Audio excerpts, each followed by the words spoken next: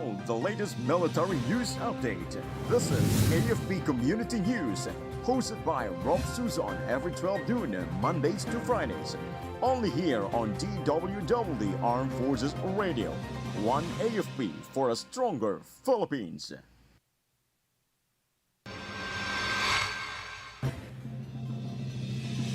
Dagit PA officially kicks off.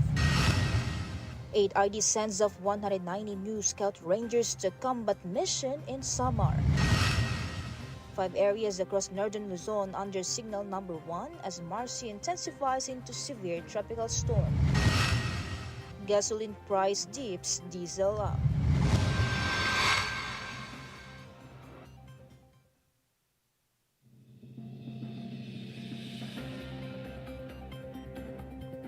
Good day everyone, as well to our troops at Camp Emilio Ginaldo, Quezon City.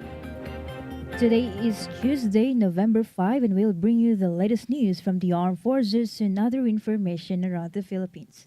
I am Rolf Suzon for AFP Community News.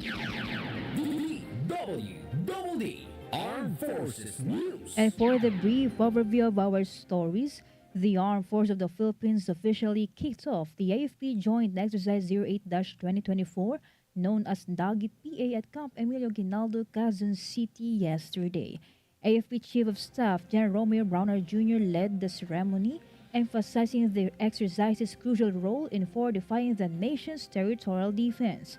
Speaking to service members, he noted that Dagit PA offers an invaluable opportunity for the AFP to enhance interoperability and improve operational readiness amid evolving security threats. This year's iteration includes field training, command post exercises, simulations of complex defense scenarios, as well as new focus areas such as digital warfare and strategic communications.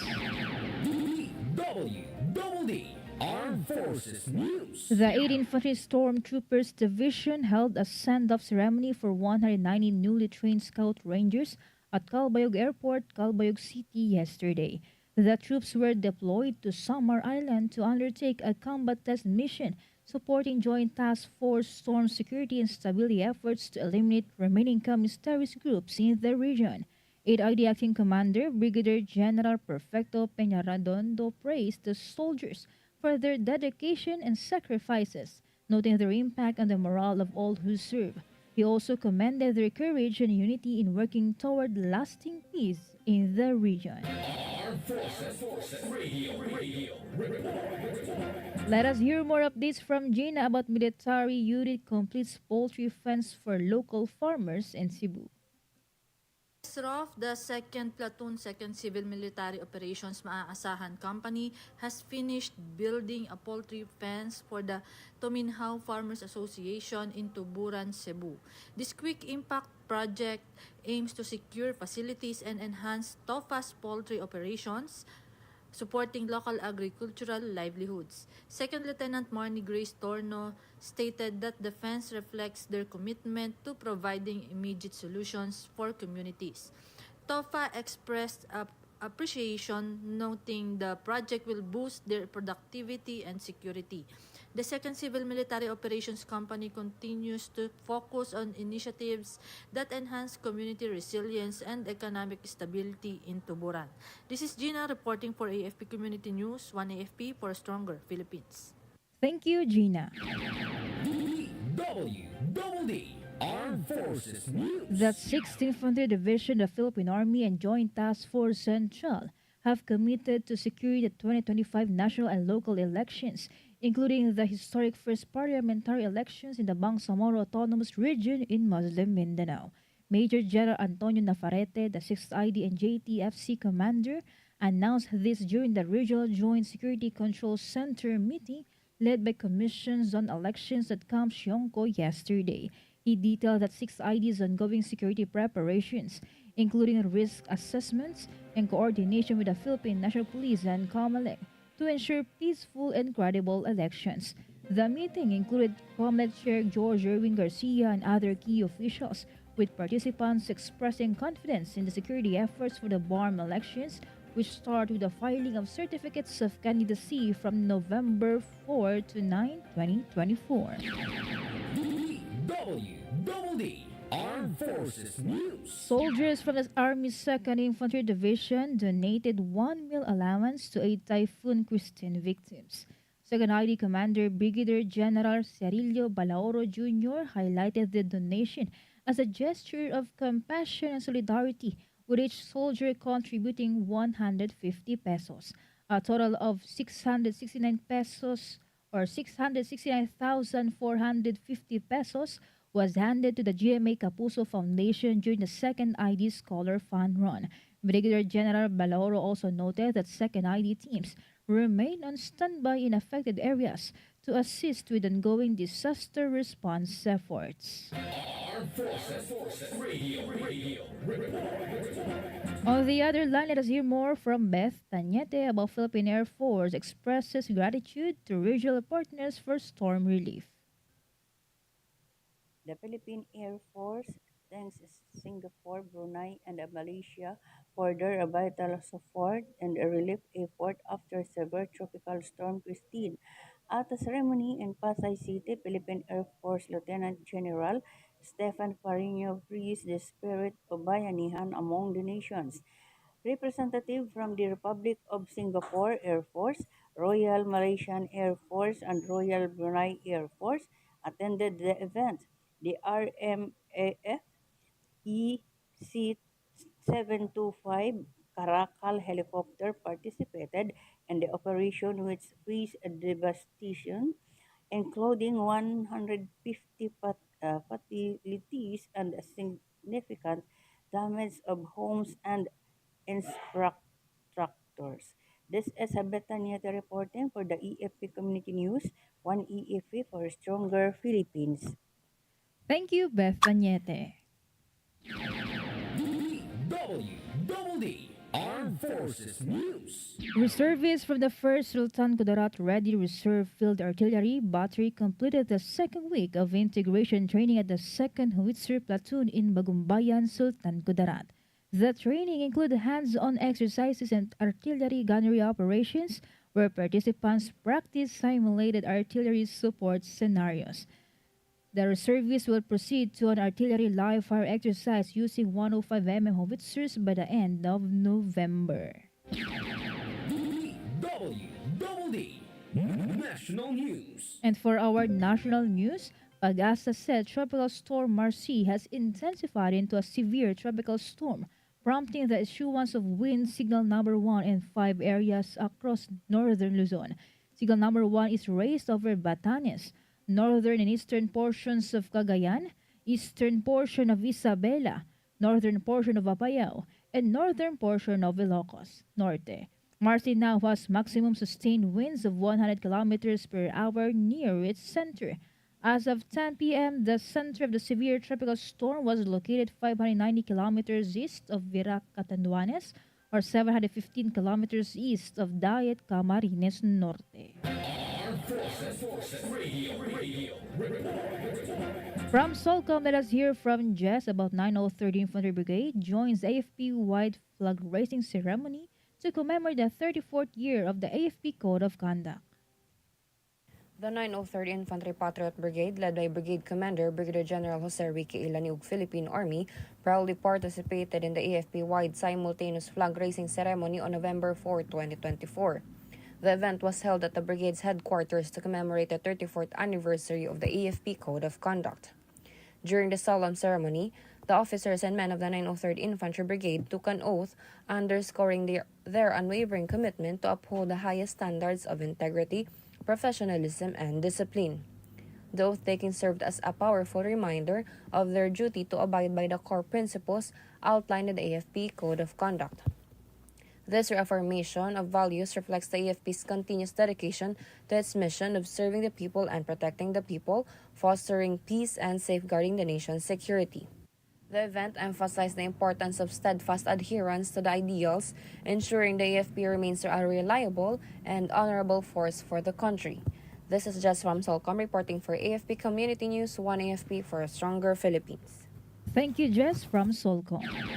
DWDD. National News. The Department of Agriculture reported a 10 to 15% increase in prices for major highland and lowland vegetables. This follows a significant drop in supply from key production areas due to Typhoon Christine. DA spokesperson's Assistant Secretary Nel de Mesa said the typhoon damaged key production areas in regions such as the Cordilleras, Region 2, Calabar Zone, and Central Luzon, reducing the vegetable supply by over 28,000 metric tons. The Mesa stated that the country has alternative sources of vegetables from the Visayas and Mindanao and also the parts of Luzon that were not significantly affected by the typhoon. DWDD National News. The Department of Labor and Employment has disbursed 454.4 million pesos in emergency wages to assist workers displaced by Tropical Storm Christine in Bicol and Calabarzon regions. In a statement, DOLE said the funds are being distributed under the Tulong Panghanap Buhay para sa ating disadvantaged workers or TUPAD program. TUPAD program provides temporary employment to those affected. Of the total amount, 30 million pesos has been allocated for more than 7,000 workers in Bicol, while 424.4 million is set aside for more than 72,000 workers in Calabarzon. Armed Forces Radio. From First CRG, let us hear some information from Joanne about AFP to hold joint exercise AJEX Dagit PA 08-2024 in NOCOM Joint Area of Operations. The Armed Forces of the Philippines commenced its annual joint exercise, AFP Joint Exercise AJEX Dagit Pa 08-2024, that will highlight the military's adoption of an operationally focused framework, simulating a territorial defense plan and initiatives for the comprehensive archipelagic defense concept. AJEX Dagit PA, which stands for Dagat Langit Lupa, is a unilateral exercise that aims to further enhance the joint force interoperability and cohesiveness of the AFP across defense mission areas. This year served as the 8th iteration of the AFP's joint exercises, which will be held in various operational jurisdictions, including that of the Northern Luzon Command, until November 15. Part of the exercise that will be conducted in the Northern Luzon Command Joint Area of Operations are command post exercise, field training exercise, cyber warfare exercise, and information warfare exercise that would strengthen the military's strategic communications in modern defense operations. It will also strengthen the AFP's capacity to handle humanitarian assistance and disaster response, particularly in Batanes Province. The AJEX Dagit Pa 08-2024 will also serve as the AFP's preparations for the upcoming Philippines-United States exercise Balikatan 40 2025. This is John Sagaok reporting for AFP Community News, One AFP for Stronger Philippines. Thank you, Joanne, from First CRG. DWDD National News. And for other development story, the Department of Education would deploy the dynamic learning program for schools affected by natural disasters. DepEd said the pilot implementation of the DLP would start this month in affected schools in Ilocos, Cagayan Valley, Central Luzon, Calabarzon, Bicol, and the Cordillera Administrative Region. Education Secretary Juan Edgardo Angara emphasized that they are bringing resilience to the heart of learning so that no student's education has to pause when challenges arise. He also added that the DLP promotes independent and resource-efficient learning. DWDD National News. President Ferdinand Marcos Jr. said he would not block any probe into the government's flood control projects. This comes after many areas in the country were submerged during the recent onslaught of severe tropical storm Christine. In a chance interview in Batangas, the president said that the country's flood control system was really overwhelmed and could not keep up. He also argued that the Philippines has never experienced flooding of epic proportions as it has as of late. Armed Forces Radio. And for other updates, let us hear the details about DND joins ASEAN cybersecurity meeting to strengthen regional defense cooperation. Go ahead, Spencer Ross. The Department of National Defense, DND, participated in the 11th ASEAN Defense Ministers Meeting, plus experts working group on cybersecurity held in Siem Reap, Cambodia. represented by Director Christine Carino and Colonel Joey Fontiveros, Commander of the Armed Forces of the Philippines Cyber Command. The DND engaged in discussions on the new 2024 to 2027 work plan. Co-chaired by Cambodia's Ministry of National Defense and Australia's Department of Defense, the meeting introduced initiatives including the revival of the EW web portal to be managed by the ADMM Cybersecurity and Information Center of Excellence. This platform ROPS strengthens cybersecurity cooperations among ASEAN nations and their 8 dialogue partners, promoting regional peace and security. This is Spencer reporting for AFP Community News, 1 AFP for a stronger Philippines. Thank you, Spencer Ross. DWDD National News. For other national news, the price of gasoline went down slightly today, November 5. The cost of gasoline dipped by 10 centavos per liter, but the prices of diesel rose by 75 centavos and kerosene by 50 centavos. The Department of Energy attributed the price adjustments to mixed movements to optimism over United States fuel demand, the drop in global crude and gasoline inventories, and Israel's retaliatory attacks on Iran's military sites. On a year-to-date basis, gasoline has gone up by 8 pesos and 65 per liter and diesel by 7 pesos and 30 centavos. DWDD National News. The Department of Social Welfare and Development confirmed that around 400,000 households on the wait list are eligible for the Pantawid Pamilya Pilipino program or 4Ps. They will fill vacancies as families exceed the program.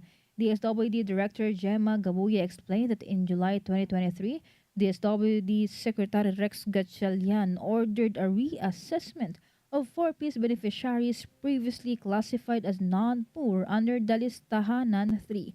The reassessment led to the reinstatement of approximately 700,000 beneficiaries.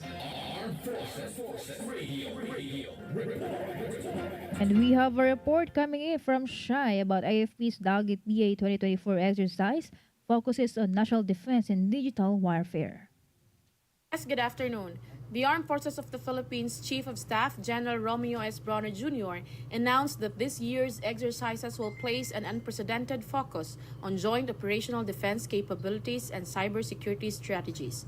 This was a statement at the opening of the AFP Joint Exercise 08-2024 Dagit Pa at Camp Emilio Aguinaldo, Quezon City yesterday. General Bronner explained that the inclusion of information, warfighting, and cyber defense reflects the changing nature of modern warfare, where digital threats and the spread of misinformation have become as critical as traditional combat. The Dagit Pa exercises, now in their 8th iteration, will provide a hands-on training environment for the AFP to strengthen its territorial defense plan, Bantay Kalayaan, while rehearsing responses to diverse threats in an increasingly digitized warfare landscape. Additionally, the activity has expanded to include cooperation with the Philippine Coast Guard, Philippine National Police, and AFP reservists. This is Shai Rivera reporting for AFP Community News, 1 AFP for a stronger Philippines. Thank you, Shai. DWDD National News. The Department of Foreign Affairs expressed serious concern and denounced the continuing ballistic missile launches conducted by North Korea. The DFA called on the Democratic People's Republic of Korea to immediately cease these activities and abide by all international obligations, including relevant United Nations Security Council resolutions. It emphasized that such provocative actions undermine economic progress, peace, and stability in the Korean Peninsula in the Indo-Pacific region. DFA added that the Philippines wants to see lasting peace on the Korean Peninsula and echoes the calls of the international community for a complete, verifiable, and irreversible denuclearization of DPRK. DWDD National News. The Quezon City Police District announced a 19.48% decrease in 8 major crime categories since October 1, 2024, based on QCPD Director Police Colonel Melesio Buslig Jr.'s 30-day accomplishment report. They carried out 175 targeted anti-drug operations, which led to the arrest of 280 individuals, 110 classified as drug users and 170 as pushers. The operations also yielded more than 6 million worth of drugs. Buslig pointed out their commitment to combat illegal drug activities remains unwavering as we prioritize the safety and well-being of our communities. Armed Forces Radio. And more updates from Ella Mercado. About 200 children and youth participate in lecture about OSAEC in Mandaluyong City. An estimated of 200 children and youth in Mandaluyong City participated in lecture conducted by Mandaluyong City Police just recently. Under Kumustahan with Nene and Nonoy, the program aims to provide comprehensive understanding about online sexual abuse and exploitation of children or OSAEC.